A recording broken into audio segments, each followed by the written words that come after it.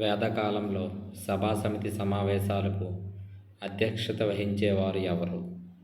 Answer రాజు. పురంధరుడు అనగా?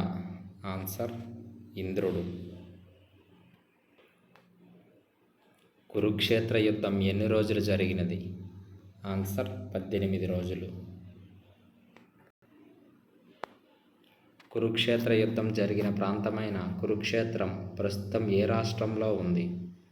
Answer Haryana రాష్ట్రం. బ్రహ్మసత్యం జగన్మిథ్య అనే వాక్యం ఏ ఉపనిషత్తులో కలదు? ఆన్సర్ చాందోగ్య ఉపనిషత్తులో. రామాయణంలోని గల కాండాల సంఖ్య ఎంత? ఆన్సర్ 7. కౌరవుల యొక్క సోదరి పేరు? ఆన్సర్ దుశ్శల.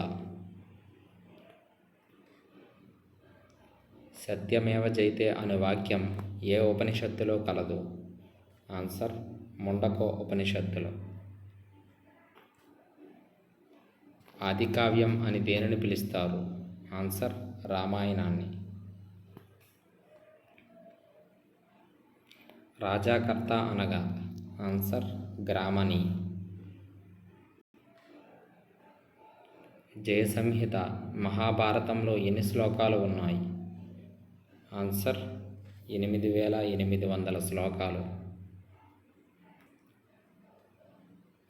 సుమేరియా శాసనములందు మెలు అనే పేరుతో పిలువబడిన ప్రాంతం ఏది?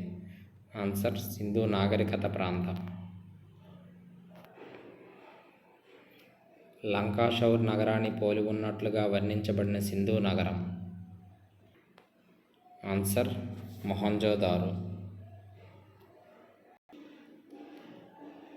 ఆర్యేతరులు రచించినదిగా ఏ వేదాన్ని పరిగణిస్తారు? ఆన్సర్ అథర్వణ వేదాన్ని. హిందూ మత తాత్విక పుస్తకాలు ఏవి? ఆన్సర్ ఉపనిషత్తులు. ఎడ్మండ్ లీచ్ మరియు ఎస్సి దాస్ ప్రకారం ఆర్యులు ఏ ప్రాంతానికి చెందినవారు? ఆన్సర్ సప్తసింధు ప్రాంతానికి చెందినవారు. ఆర్యులు ఆర్కిటిక్ ప్రాంతానికి చెందిన వారిని పేర్కొన్నది ఎవరు? ఆన్సర్ బాలగంగాధర్ తిలక్. మోక్షానికి ఉపనిషత్తులు పేర్కొన్న మార్గం? ఆన్సర్ జ్ఞాన మార్గం. వేద సాహిత్యంలో బీడుభూమిని ఏమని పిలుస్తారు? ఆన్సర్ కాల అని పిలుస్తారు. వేద సాహిత్యాన్ని వరుస క్రమంలో రాయండి. ఆన్సర్ సంహితాలు, బ్రాహ్మణాలు, అరణ్యకాలు, ఉపనిషత్తులు.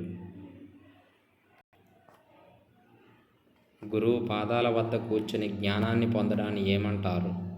ఆన్సర్ ఉపనిషత్తు అంటారు.